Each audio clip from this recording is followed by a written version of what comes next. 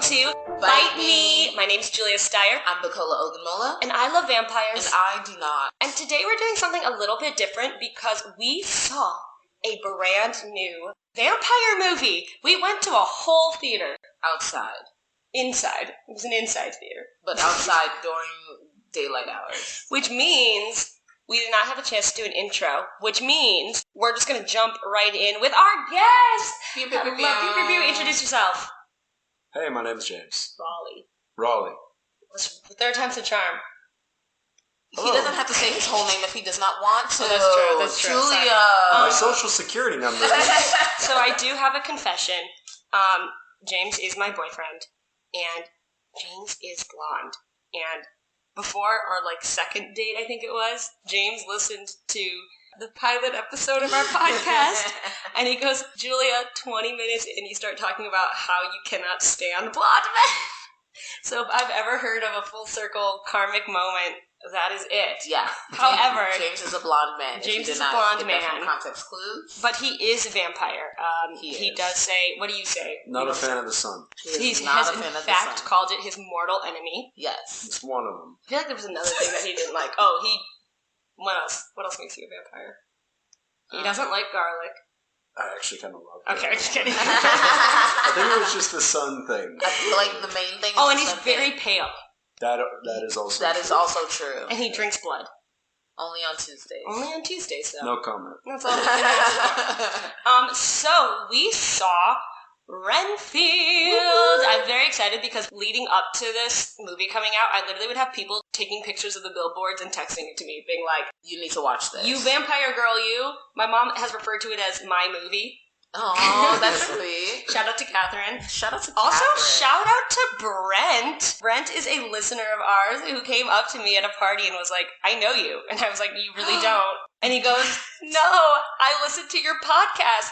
And I was like, I think you're my new best friend. Brent sent me fan mail. Oh, so cute. For Valentine's Day, and it was a vampire magazine. It was so adorable. It was very sweet. A picture of me holding the magazine is up on our Instagram. And actually, you know what's really funny is I brought that up to him, and I was like, oh my god, you bought Bukola that really nice Dracula book. And he's like, what are you talking about? And I literally went, oh my god, wait, that was me? Yeah, you brought the Dracula book. He bought me the magazine. That's so funny. She bought it for me for Christmas, so see how much she remembers? It's okay, to be fair, I was really proud of this gift. I give it to Bukola. She opens it up and goes, wow, homework. It's beautiful, though. It's gorgeous. It's like a gorgeous book. I think that's also up on the Instagram. Yeah, it should be. It's on my page. We haven't done Instagram in a year at this point, but we will be resuming. Anywho, do you want to read us the synopsis? So the synopsis. The synopsis is Renfield, the tortured aide to his narcissistic boss, Dracula, is forced to procure his master's prey and do his every bidding. However, after centuries of servitude, he's ready to see if there's a life outside of the shadow of the Prince of Darkness. Ooh. There was a lot of S's in that, so there was a lot. It's going to be a struggle. But this was a killer cast. It was. Pun intended. But James here is a big fan of Nicolas Cage, so I'll let him talk about that in a moment. Yeah. We had Awkwafina, who was actually fantastic. Magical. I was very, very funny. She's so good. And then, of course, our boy, Nicholas Hoult. God bless him. Love him. He's just going from zombies to vampires. I know. To Emperor of Russia. Yes, he really can do it all. He can do it all. And the Quick question on Nicholas Hoult. Yes. Was he the kid from Warm Bodies who played Yes, that's the zombie. He looked extraordinarily similar. He really did. Oh, wait a second. That is his same face. His new sweet spot is the undead. Yeah. He's really good in that one too. Was most of his lines in that movie, and Ben Schwartz was in it. What else has he been in? He's John Ralphio in Parks and Rec. Yeah. He's in House of Lies. Who's the mom? The mom, Carol. Carol was a great character, not a main character, but she really worked hard. Is this woman? Okay, she is also. What is she also? She and I've seen her face. 7? Oh, The Expanse. So the woman from The Expanse is also plays like this mob boss mom of New Orleans. So yeah, okay, so a little bit about the film. Dracula has this kind of... It's interesting because I feel like in the other Draculas and in the book, Renfield isn't as much of a sidekick as he is a... Familiar? Not even a familiar. He's more of like collateral damage of what he... of Dracula. Because he, like, from what I remember in the books, in the movie, is that... Or the book, I guess there's not multiple Draculas, but... What I remember from the book and the movie is that, remember, he, like, Renfield goes, kind of gets, like, engrossed in Dracula's life, is literally, like, held captive, I think, for a little bit. And then when he returns... Stockholm Syndrome, our favorite. But then when he goes back to England, he's put in an insane asylum. And that's, like, kind of, like, the end of the connection between Dracula and Renfield. Like, they don't... Expand on it. Yeah, they don't super have a relationship. They have a connection through this... He wants this to life be force. immortal. Yeah. Yeah, like, you know, so Dracula gives him his life force, gives him his strength, and in return, the way to activate it is that Renfield has to eat bugs because of the blood.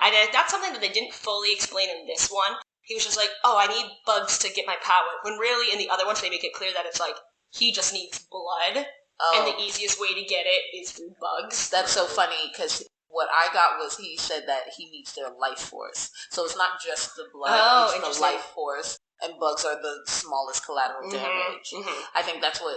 They didn't say that in this one, right? He says it right before he eats the ants. Yeah. From his neighbor. Plus, they're really, high in protein and other sort of amino acids and whatnot.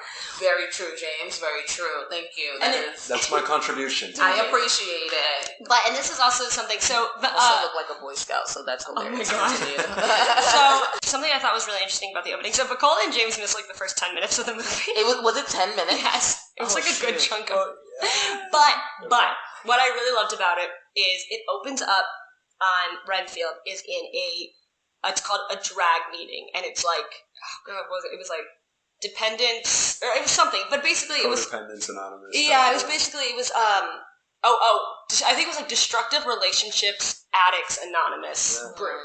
It was like something like that. So it was for people who were codependent, who were addicted to their dysfunctional relationships, to their narcissistic relationships that they found themselves in, and it's Renfield sitting there listening to all these people talk about these like abusive relationships they're in, like emotionally abusive, and then it jumps back to the Bela Lugosi movie because he's trying to explain his connection to Dracula. So it cuts back to the Bela Lugosi movie. It opens up just like this, and it takes you a second because they look so alike, but they've reshot the scene from the Bela Lugosi movie, but replaced them with Nicolas Cage and Nicholas Hoult. That's awesome. And it was great. Cool. It was so cool. I thought that was such a strong opening.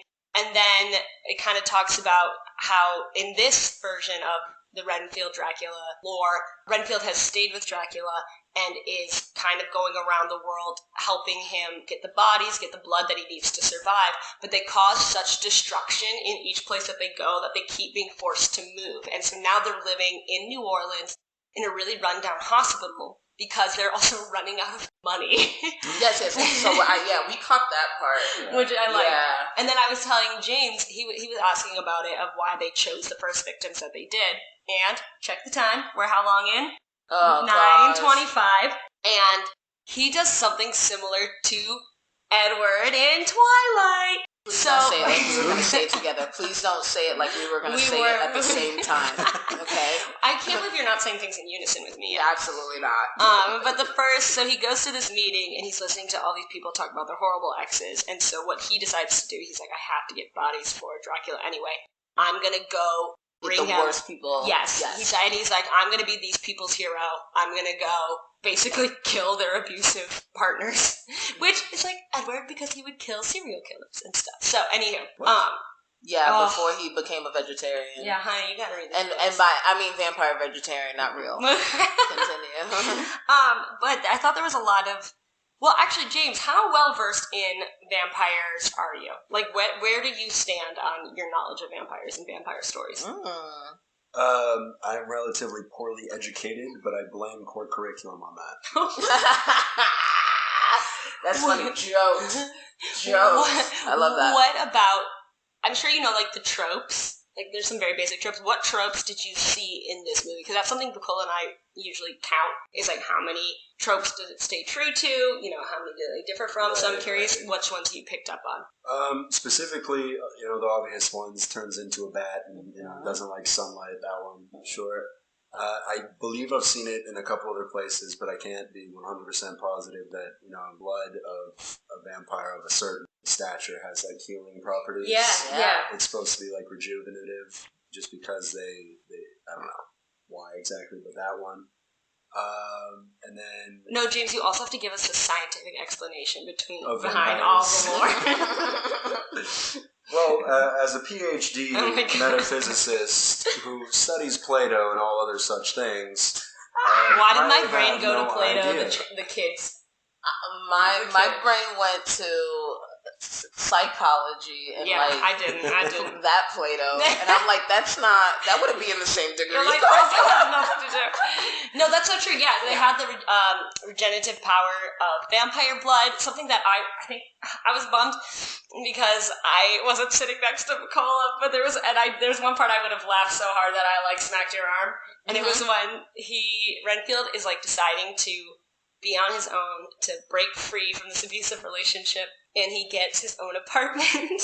And at one point, you know, Dracula finds out that he's like not being his little like manservant anymore, and he shows up in Renfield's apartment. And at first, I was like, oh my god, they're not doing the trope of having to be welcomed in. Oh my gosh, that was so funny. And then Renfield looks at Dracula, looks really confused, and then looks at his front door, and he has a welcome mat that says, "Welcome, come on in." And what I loved about it is that they didn't that was the only reference. They didn't say it. They just like the camera just like looked at Renfield and was like, "How is he in my house?" Looks at the floor, and then it goes back to Renfield, and Renfield goes, "Oh no," and then just walks into his own home and closes the door because he's like, "I know I messed up. Like, that was on me. That was on me. I've lived with this vampire for years. Yeah, I know that a vampire has to be welcomed in." Yeah. And they did do that a little bit later when Dracula, in getting revenge on Renfield, kind of abandoning him, goes to kill the support group. Yeah. And, of course, you know, Dracula shows up the door, and the ever-welcoming host, do you call it host of the support group? The leader. The leader of the support group goes, "Oh, come on in." And then Dracula comes in and just massacres the entire Just takes group. them all out. I will say, it was significantly more violent than I was expecting. Yes, it was awesome. In the best way possible. Yeah. But I got scared. Oh. It was a little too gruesome for me. It was pretty gory. There's a lot of guts. The budget for VFX, you know, we can measure in swimming pools rather than a gallon. Oh my god, there was a lot of blood there. There was. What was your What was your favorite like move that happened, or like favorite like maybe even gory moment that happened? It came pretty early on, but I really don't think you can beat the frisbee cutting off the hair, out of the arms. Oh my gosh! He was the first time he meets Renfield meets Awkwafina's character. Awkwafina is this cop who is trying to avenge her father, who is also a cop that had been killed by the Lobos mob. Basically, it's kind of like this family. The most I got is that they kind of seem like a big drug family, like a drug ring. Yeah. And so she is like she's making it her life's mission to get the son of this family, Kenny Lobos, like behind bars, you know, put away for life. And she tracks him down to this restaurant, and him and all his goons show up, and they start fighting. And Renfield steps in because he's like, oh my gosh, this woman is good and pure, and she's standing up to her bullies. And he eats a bug. I think it was like a cockroach. There's a lot of crunch. I did not like that. Very healthy. And then he just goes nuclear.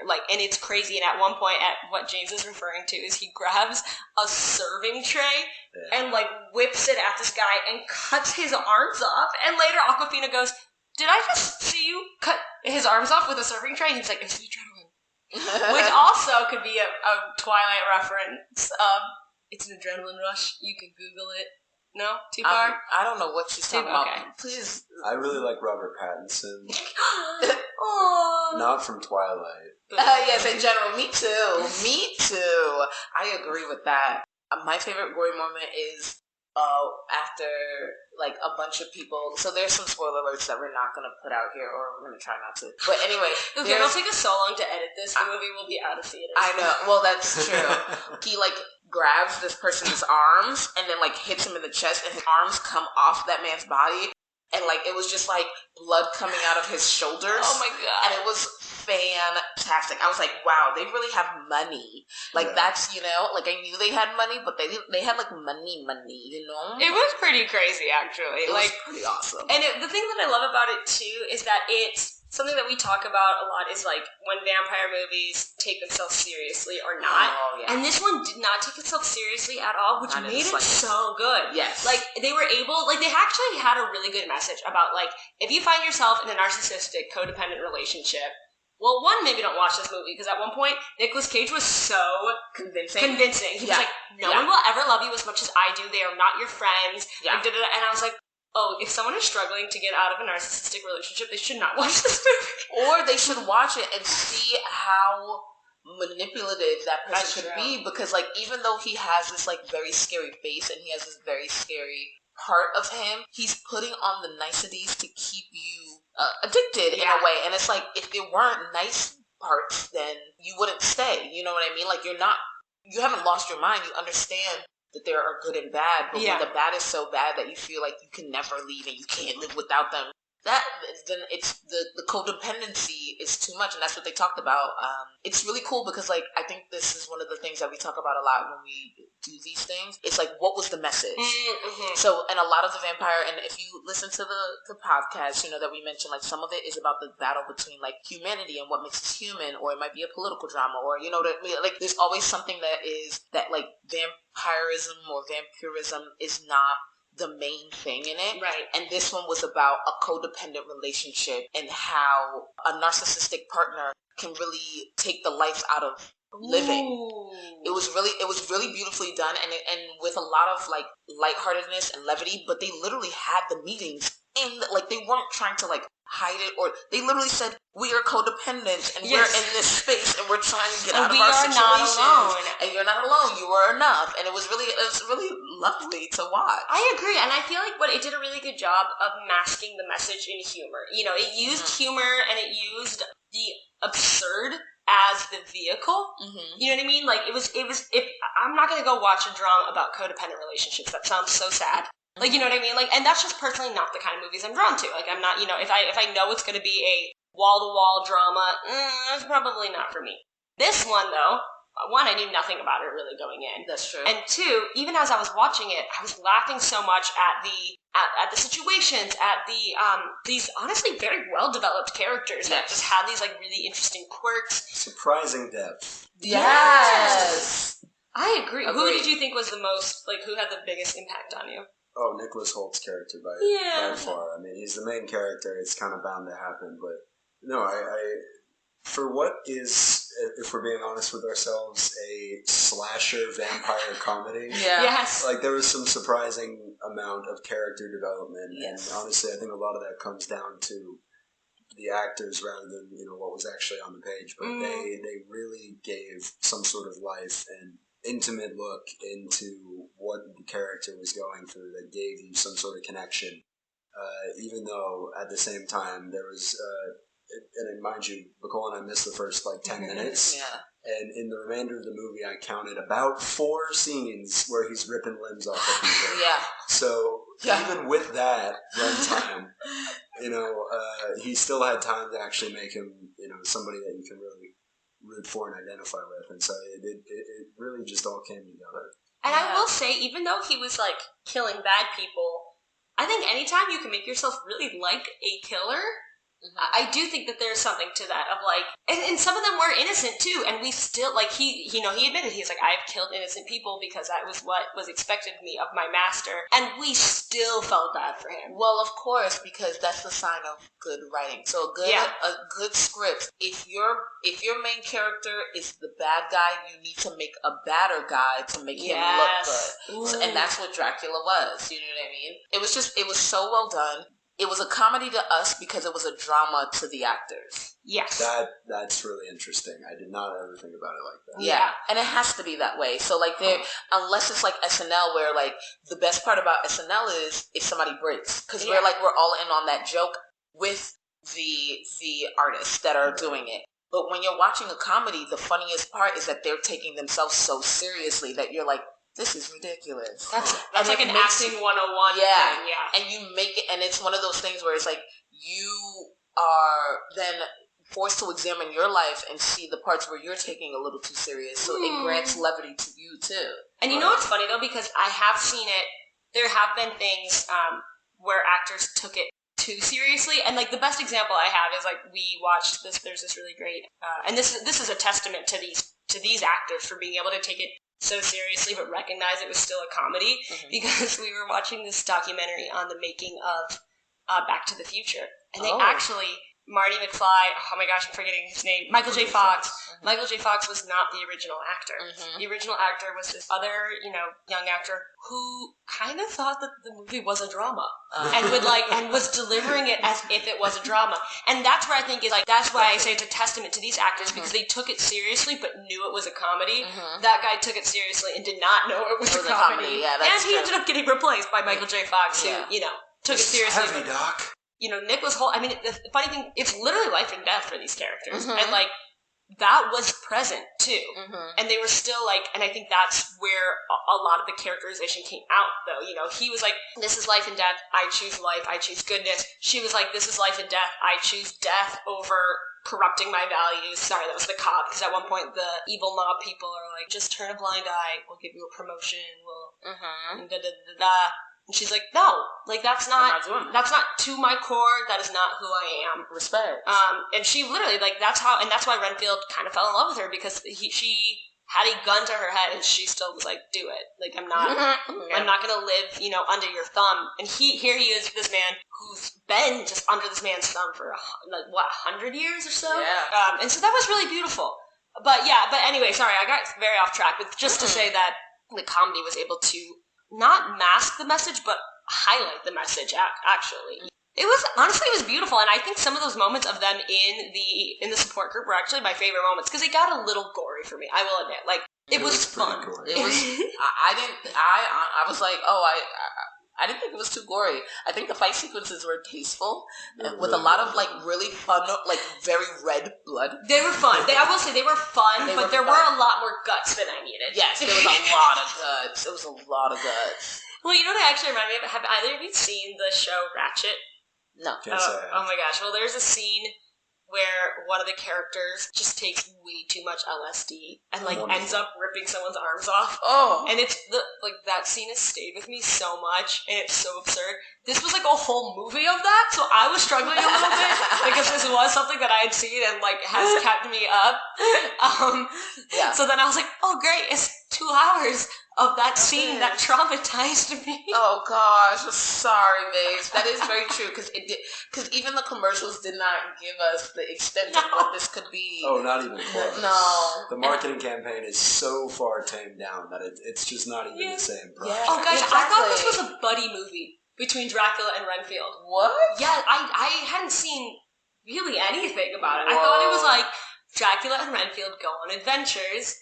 I gotta say, I was looking forward to seeing Nicolas Cage just doing his Nicolas Cage things. Yeah. Did he live up to it? Yeah. I mean, it was definitely more muted than if you're going all the way back to Wicker Man, or If you're going all the way back to Kiss of a Vampire. There you go. Do you remember that one? No.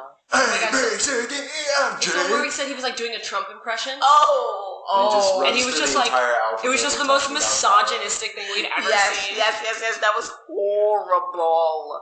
Oh, that was so bad. Yeah. Sorry. I remember. I feel like he worked significantly better here because they incorporated his weird quirks into the character. They were like, that's just him. Yeah. It's just Nick. I feel like the thing with him is he's got to have, if you have a director who just says, do your thing, man, he's just going to do whatever. Yeah. But, if he has somebody who's actually, partnering up with him and working on it, because he's worked with, a number of truly incredible directors, and he turns in stellar performances. Yeah.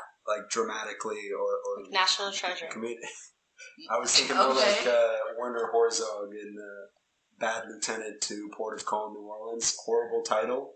That was one title? That was what? That's one movie where Nicolas Cage plays a crack-addicted police detective. Whoa. In Hurricane Katrina era New Orleans. Gosh. Whoa! And he's incredible. And then he becomes Dracula?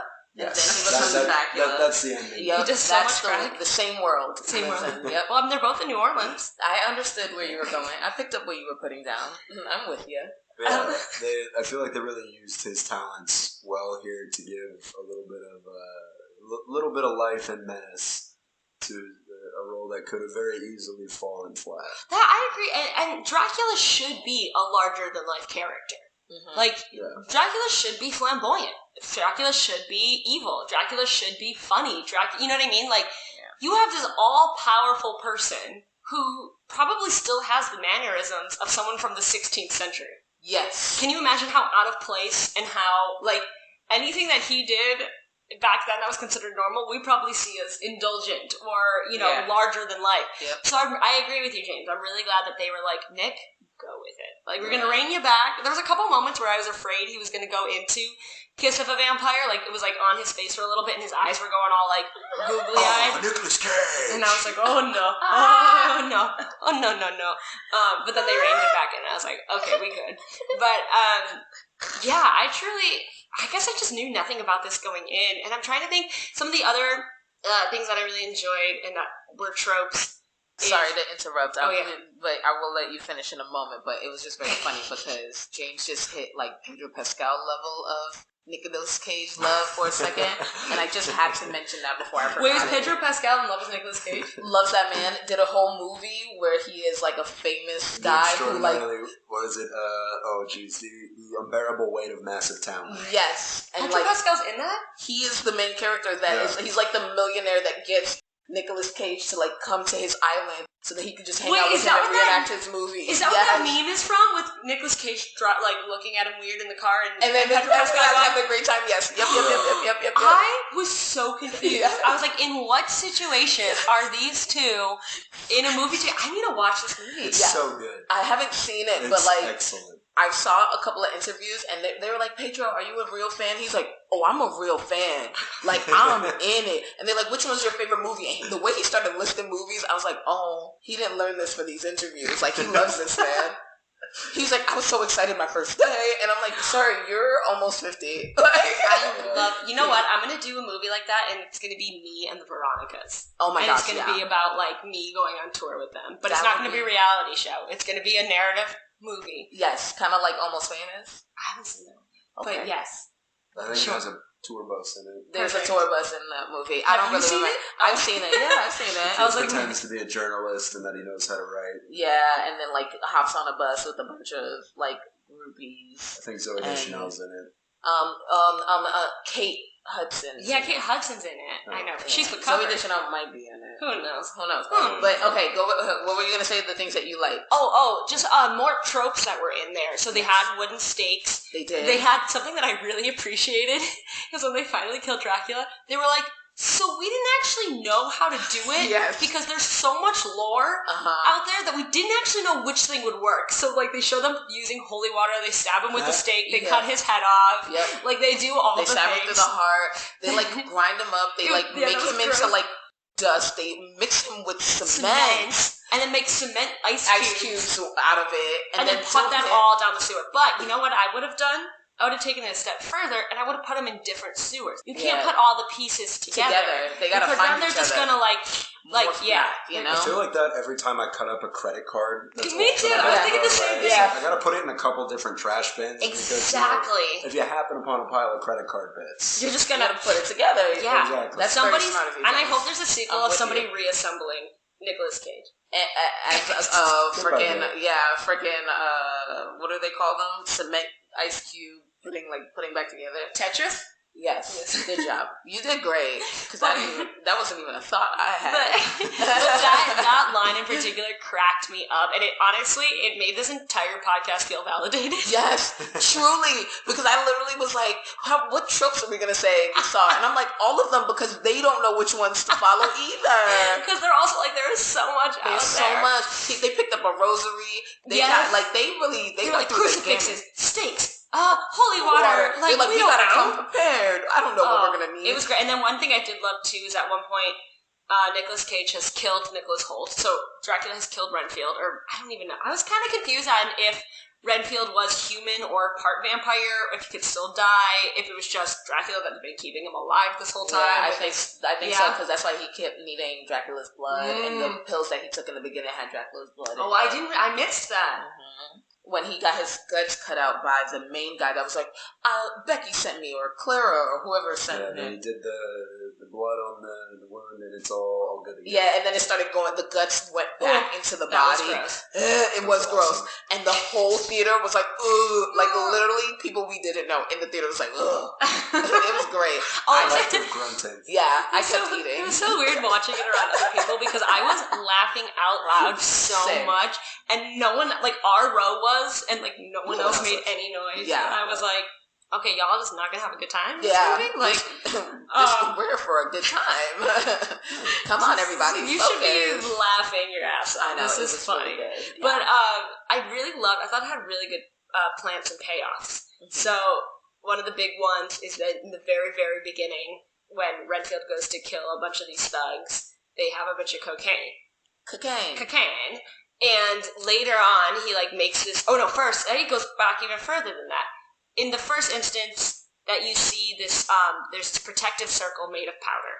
And Dracula's stuck in it, and Renfield, this is, like, way, way back, Renfield has the opportunity to kill, let these vampire hunters kill Dracula, or Dracula's doing his manipulation thing of, like, if they kill me, they're not going to forgive you for all your crimes, like, all those things you've done for me, like, you've still killed people, like, they don't care about you the way I care about you. So Renfield ends up breaking this circle of powder, and Dracula is then able to kill the last remaining vampire hunters. They save the last of their lives. So you know that this thing exists in the world of this movie. Then, you see the cocaine.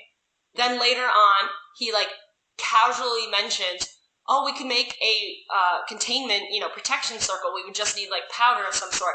And at the very end, you see Aquafina take the cocaine, she's the cop, take the cocaine that she's confiscated, and make a protection circle out of it. And it was just such, like, a perfect, like, they dropped little hints. Like, you knew it was going to happen, but it wasn't, like, glaringly obvious. It made you feel smart. It made me feel so smart. Yeah, I was sitting there like, I'm smart. I love those movies. Yeah, we were like, I'm a genius. I could exist in this movie and win. I could be the hero of this movie. Not just a random person on the bus in the back of it. Yeah, exactly. No, I could have made this happen. Exactly. But that was really great. My favorite part about that was the line, like, it could have been, apparently it could have been any powder. That was great. Really loved that moment. And the fact that she got the spell off of a Wiccan tumbler. Yes. I made me laugh so much harder than it should have. But it was good. It was so funny. Yeah, I really enjoyed it. I thoroughly enjoyed it. I'm not gonna lie, for the gore alone, I don't know that I would watch it again. Just because it did. I got a little. There was at one point there's like an armrest that could go up. I, like, lifted the armrest and just, like, grabbed James because I was like, this is getting a little intense for me. But what did you guys miss? Like, what do you think that they didn't do that you're like, oh, I would have really, like, I don't think there was any mention of garlic, for example. No. So, like, I'm curious, like, what, and we didn't know if mirrors were a thing or not. Renfield could definitely see himself in a mirror, I think. Yes. He was, like, brushing his hair. Yes. But I'm curious if there was, like, anything that you were like, and it doesn't even have to be tropes, if there's anything that, like, you're like, oh, I wish they had resolved this, or I would have liked to know more about this relationship. Like, I personally would have liked to see more of Renfield and Dracula together. I felt like, they had, like, incredible chemistry when they were actually on screen together. Yep, that's the type of chemistry. About to get it on. Yep. But no, just like I don't James know. really could have used more tongue in that movie. I'm sorry. I'm sorry. There was a part where somebody almost cut out somebody's tongue. Continue. Oh, yeah. Sorry. Continue, babe. No, but I really think that they had a good on-screen connection to the point where, like, their banter was just excellent. Yeah. Like they had a really witty back and forth, and it was always fun to watch.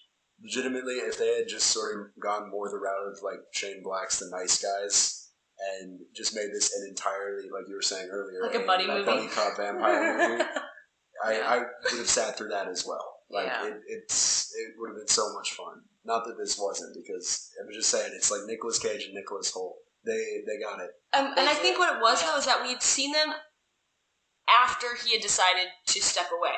So I never got to see why he stayed with him. And I almost feel like it was something that had been written, shot, and then taken out. Oh, maybe. You know what I mean? Yeah, they were like, oh, they get it. He's nice because we see those in other scenes, so it might have been unnecessary. We see in other scenes Dracula being kind and like manipulative and like being the suave guy that like Renfield initially falls for, and then we see the like crappy part of him.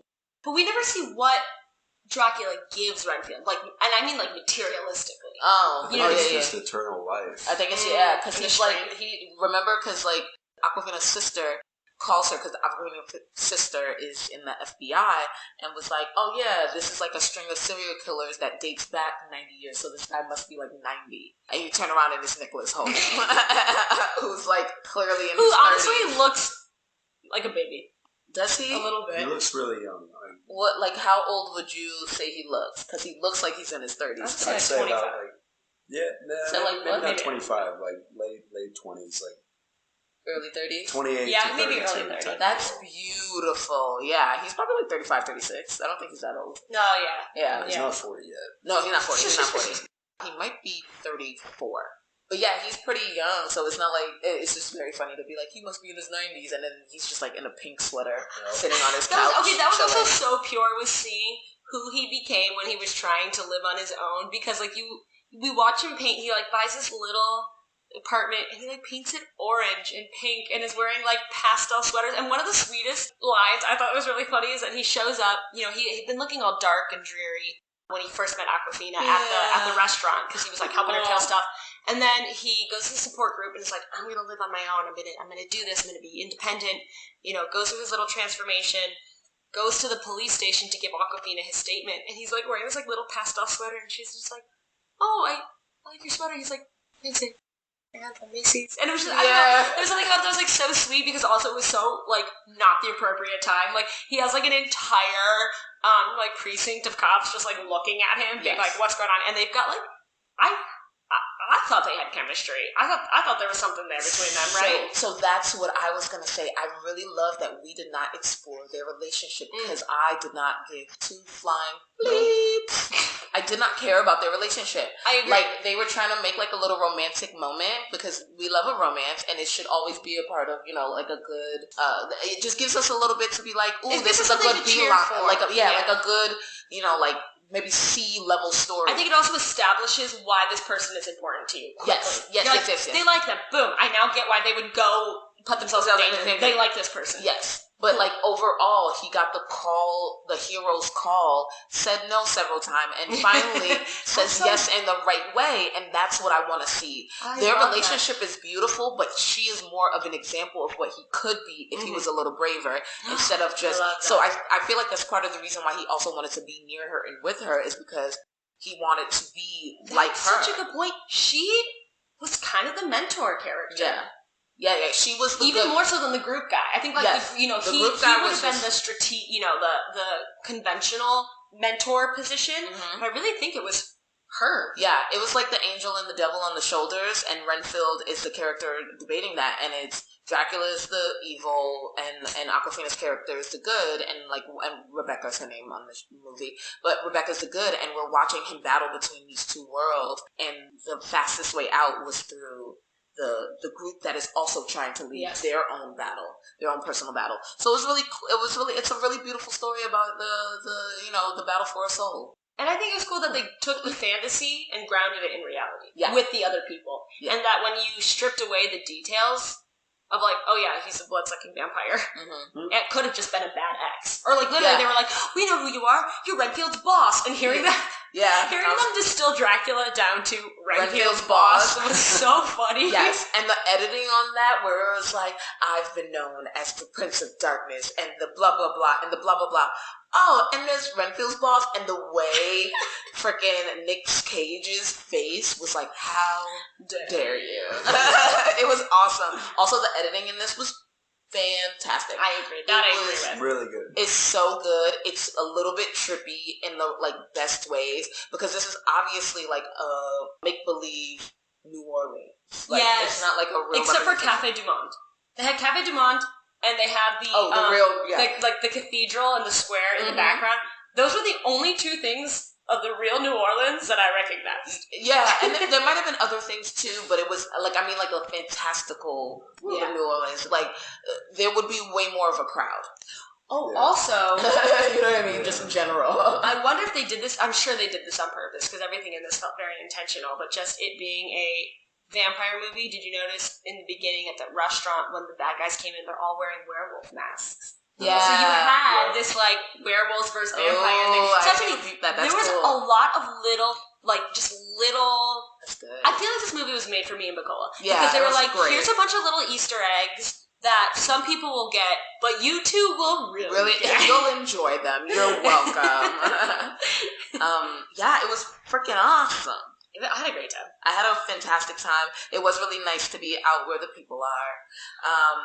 We want to see them fighting. That's funny. That was really good. But yeah, it was really cool to kind of like see what vampire movies and stuff is now in the current main zeitgeist. Because we're so used to like seeing it when it was popping off in the 1990s, then when it popped off in like the late aughts, and now there's a reemergence where like Dracula did not look good. No, Dracula was not hot. That was honestly a crime. Yeah, Nick Holt wasn't hot. I thought Nick Holt was adorable. He's adorable, but he was pale and he needed chapstick. Sorry, James. Oh, that's all good. No. You know what level of pale I mean, James. James is a very handsome man. I'm not talking about James. Nick Holt was like white. You are like a beautiful translucent. I'm kidding. Oh my gosh. She's not kidding. I can see some veins. But like it's different. Like my heart's beating. Like James goes into the sun. Like he doesn't like it, but he'll go out there. Okay, this is true. Okay, it's not his favorite time, but like he is sitting in sunlight right now, and there is no, No, we are not. But I do see your point though. It's like obviously Dracula himself, has pieces of flesh like literally rotting off of him. It was awful. They both look sickly. And to your point about Nicholas Hoult being, he was a sickly pale. Yes. On the verge of death's door, 107-degree fever. And I love when the woman was like, "Have you heard of a hairbrush?" Yeah, he was rough. She was like, "Let's try that." But there's more color to him as the movie goes on. Yeah, he progressively gets more human the more time he spends with Awkwafina. Yeah. I am curious if because obviously his youth is being sustained, and I feel like in a lot of these movies, once you take away the consistent sustenance, your body catches up to what age you should be. So I'm curious if he stops drinking blood or having access to Dracula's blood or stops eating bugs, is he gonna just like forward to 90 years old and crumble? No, I think he'll just I think what it happens is that they froze in time because all the people that got revived at the end, they just reemerged as what they were before. However, it had only been a week. Maybe. That's true. It's been like 100 years. Maybe like an hour. It wasn't that long. Maybe like a couple of hours. Like their body was still warm. And you know what's funny? Actually, speaking about those people, because when they were talking about how they came back from the dead and couldn't unsee things and couldn't unknow things, I actually was thinking the same thing because it's an episode of Buffy where they bring her back from the dead, and she's like, I was in heaven, and you guys brought me back to what is my personal hell. Like, you should have just left me dead. And that's like, so I couldn't help but think that at first, and then I'm glad they addressed it. Yeah, and it was really one of those things where I was like, okay, thank you for addressing it, because I would have just been sitting here being like, but what happened? Are you okay? They looked haunted. They really did. Well, it's funny, because my first indication is the very, very small character who was great, Bob from the support group, who was very lovely. I saw him in one of the scenes, and I was like, wait, I thought he died. And then it pulled back to reveal the rest of the group, and I was like, what is happening? They're all back, yeah. And at first I was like, maybe we went back in time. Yeah. Oh, that's what I was going to say. One of my things I really enjoyed was Dracula has like kind of killed Renfield. He's got Awkwafina up in the air, and he's about to kill her, and she shoots his foot. And he's like, haha, you missed. Or like, you shot my foot, like that doesn't do anything. She goes, it makes you bleed. And you watch the blood fall from like 50 feet in the air into Nick Holt's mouth, and then he like suddenly is revived. But I thought that was great. And there was things like that where it was like, it's silly, but it's still smart. Yeah. Like, that is a ridiculous image, but like, Ugh. damn girl, that's smart. Yeah. So, yeah. I enjoyed it. And you know what? I think what I really liked about this is that it just felt like a labor of love. Yeah. Like, they, you know, it looked like they had fun. Yeah. They didn't have to pay any kind of, was it copyright fee? That's true. And then they were just like, let's take this story that we really enjoy and let's have fun with it. And I really enjoy movies like that, actually, where it's like, this is, because Renfield really doesn't get his due in any of the Dracula movies. It's truly, like, he's literally the man that they show for 2 seconds that's eating flies. In the insane asylum. And like, true. Sometimes they don't even give him a name. Sometimes you literally just have to be like, I read the book, that's Renfield. Yeah. That's so weird that he does not have a bigger role in this. So I thought this was fun. I thought it, it's always fun to give more dimension to what could otherwise be like a cast-decidable character. And I also really want to commend it. The multicultural casting was just so natural. You know what I mean? Yeah. It was like there was all people, all shapes, sizes, colors. That's so true. And it did not feel forced at all. No. And like it wasn't like, the people of color are only the evil ones. No, the evil ones were the 2 white dudes. Like, well, actually, no. I guess the mafia people are also kind of evil. But like, even the mom is Iranian. Yeah. And then she had a little Jewish kid. Ben is Jewish. That's so interesting. And I didn't know that. Huh? Adoption. Yeah, no, but like, until you said it, I didn't even think about it. This is like the Cinderella with Brandy. Legit. Well, so like I said, like, it's refreshing, because Bukola and I have watched so many of these where it's like, the black man dies in the first 5 minutes to show that the vampire kills people, and then there's no other person of color. Or, we've also seen ones where it's like, all the protagonists are white, and all the antagonists are people of color, and you're like, that feels pointed. Yeah.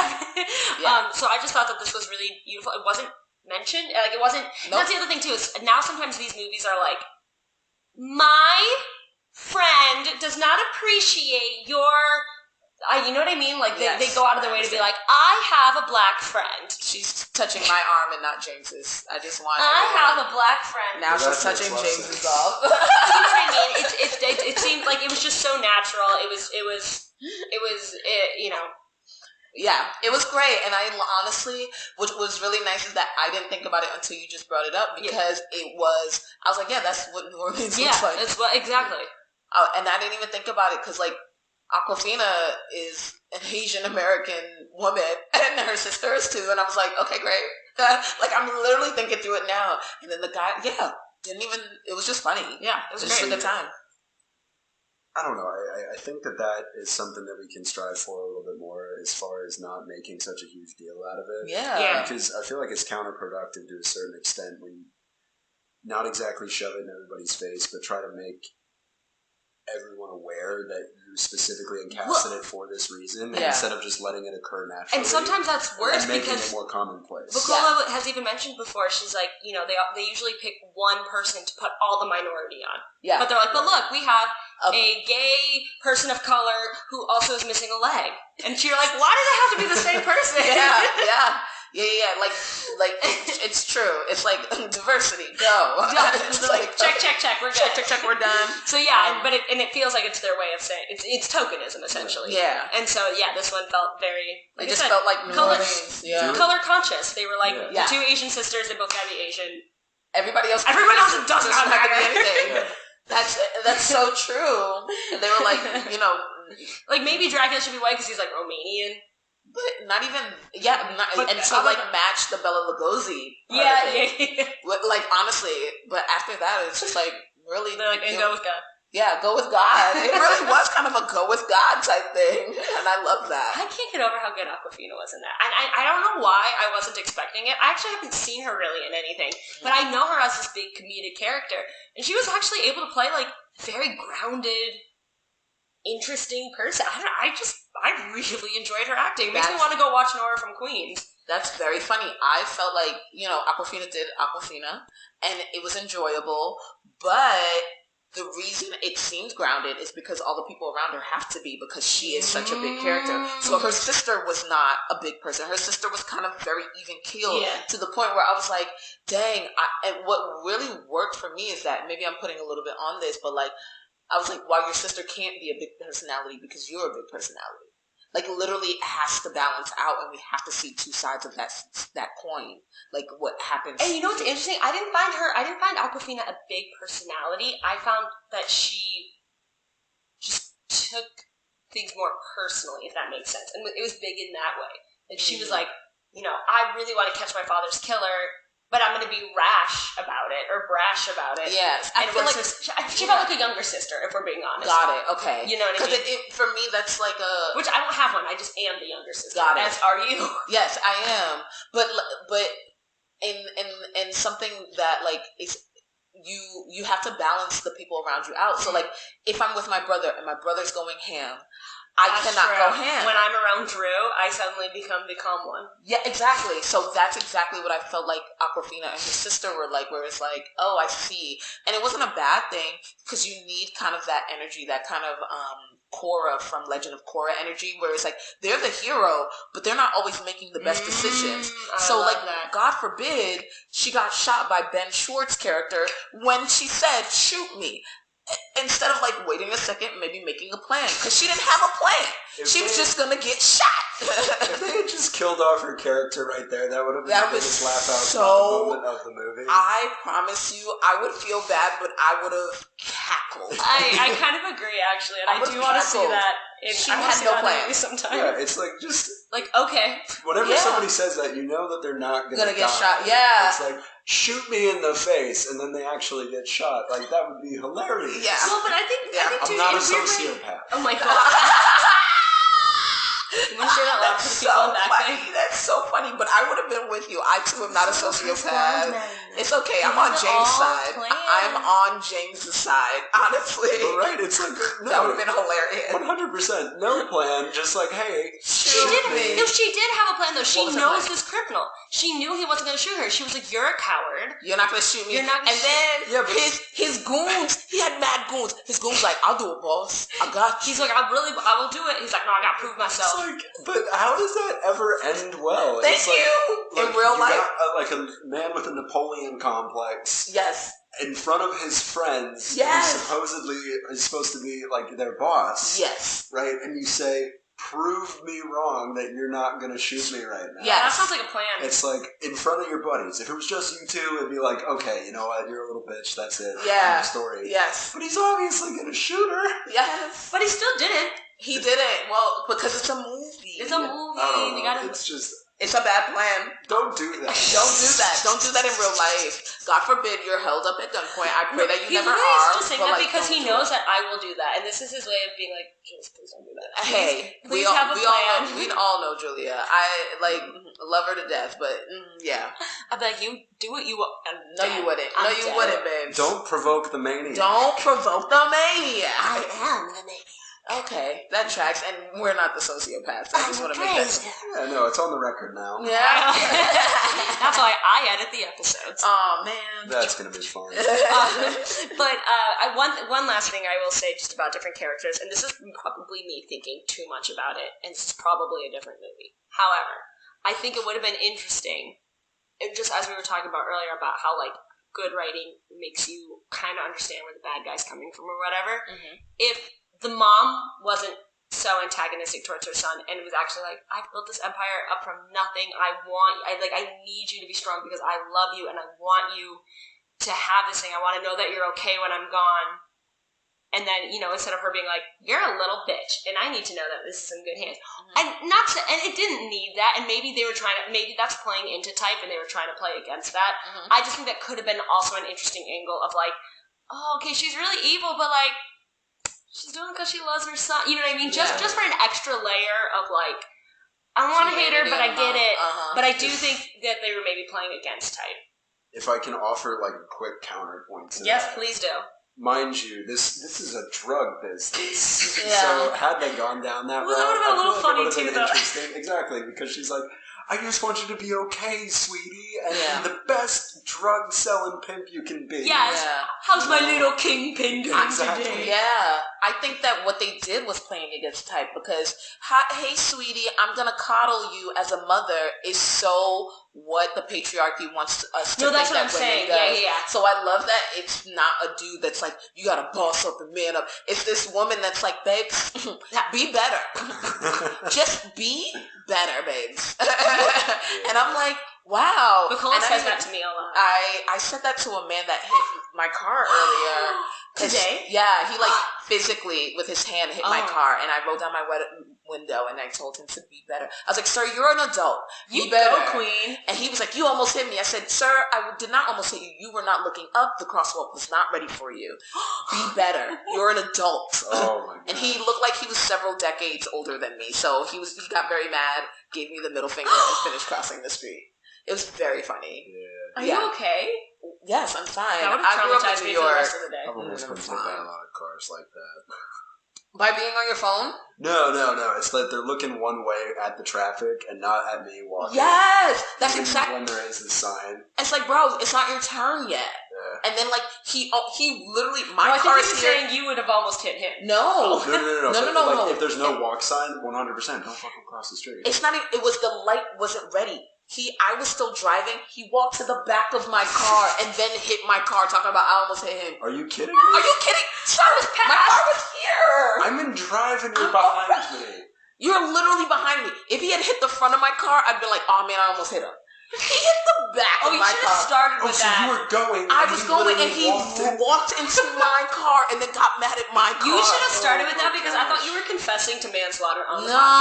podcast. No. He should have been better. And it's because he was looking at his phone. He was texting. Yeah. Hit my car, kept texting. And I was like, sir, look up. I rolled down my window. And then he was trying to walk back towards me. And I was like, sir, you need to stay where you are. Yeah. I was like, do not walk towards my car. And then he was like, blah, blah, blah, blah, blah. And I was like, just be better. You're so brave. I'm from New York. Damn. What else am I supposed to do? Oh, my Lord. Honestly, I wouldn't know what to say to that. I'd just be like, if somebody just looked at me dead in the eye and said, sir, be better. It's like, it's not really insulting, but it's like... Yeah, I didn't curse at him. I didn't say it, and I was speaking in this tone of voice. I was like, look up from your phone. Look where you're walking. I was like, sir, you're an adult. Be better. You're and he just like walked away. But there's no like confrontation to like latch onto there. It's genius. Because you got the most like angered man in the world. Yes. You say that to him, and it's just like the gears are turning, but they're not spinning. Yeah, he was upset, and then he went back to texting on his phone. Oh my God.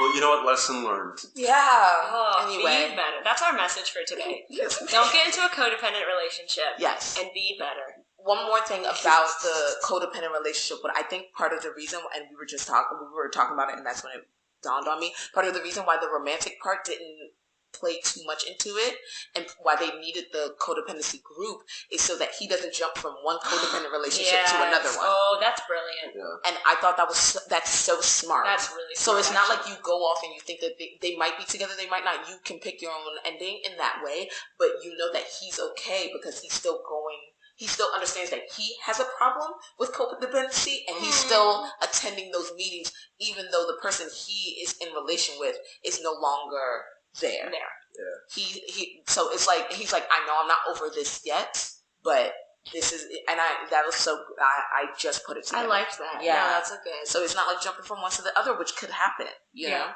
Yeah. So yeah. What do you guys rate this? Out of 5. Oh, it's out of 5? Mm-hmm. Out of 5 Bukolas. I don't think that was the metric system that we agreed on initially, but now we're here. Sure. Out of 5, I'll give it I'm going to go last. That was good. I'm going to give this a solid... I'm going to give it like a 4.5. Me too, actually. Just because I just enjoy that it exists. Yeah, it was great. It was funny. It was now. There were cell phones. I don't know. I really enjoyed it. Maybe it was the atmosphere that we were in. Not that I don't enjoy watching it on your couch or mine either, but like I thought it was well done. It was an event. It was an event. Yeah. It was well done. Even the gory parts were great to me. Oh, they were so well done. So good. It was a good story, and I love that it wasn't a romance. That I got to agree with you on. That would have got really boring really quickly. I disagree with both of you. I really could have used a slow burn enemies to lovers, but even without that, I also give it a 4.5. Like I said, I think it was just a little too gory for me, but everything else, I thought it was actually a very, very strong message, worked into it very seamlessly, hilariously, actually. Yeah. And I also just, I just enjoyed that we were exploring this character. I enjoyed that it was I enjoyed that it was modern, too, just because Bukola and I have watched so many from the 90s that are just kind of like poor quality and or problematic. Yeah, problematic. I don't even mind the quality. It's the problematic. So it was really nice to see one that was well, for the most part, unproblematic. I'm sure something will come out later and they'll be like, wow, Julia thought this was an unproblematic movie and actually it was this, and this. She's bad. Yeah, well, moving targets. Yeah, truly. But, no, I thoroughly enjoyed it. And like I said, I think it was also just fun. I'm ready to write one. That's why I'm so excited that this happened, is because I'm like, this is like the kind of movie I want to make. Yeah. I wanted to be in this movie so badly. Yeah. Like, I wanted to be one of the support group people. Oh my gosh, me too. Like, I wanted to be sitting right next to Carol. I'm like, I don't even need to be a vampire. I just need to be in the world. Yeah, it was really fun. Yeah. So have you decided? Yes. I'm going to give it 4 stars. I don't think there was enough product placement. Yeah, Dracula's... The only brand we saw was Dracula's blood, and that's not even real, so... Yeah. Yet. Yes. We're working on it. Patent pending. No, it was a lot of fun. It knew what it was, didn't take itself too seriously. It did a great job and set out, accomplished all the goals it set out to, and all that jazz. Last note on my end, I think it's odd that you have a whole bunch of codependent people in a support group and not expect them to have issues with that. I thought about that too, attached to each other. Yeah. Oh my god. Yeah, I thought about that too. Rebound codependency. Yeah, it's hard because but then there are levels, there are steps, and we support all the people. Anyway, great movie. Thoroughly enjoyed it. Do you recommend? Nicolas Cage. Oh, highly recommend. If you want to kill 2 hours and enjoy doing it. Yeah. All good. Amazing. What James said. Well, thank you guys so much for joining us. This has been Bite Me. We are put on by players, performers, and portrayers. You can follow us on Instagram at BiteMeThePodcast, and you can learn more about portrayers, Bite Me, all that jazz at playersperformersandportrayers.com. My name is Julia Stier. I'm Bukola Ogunmola. I'm James. Bye.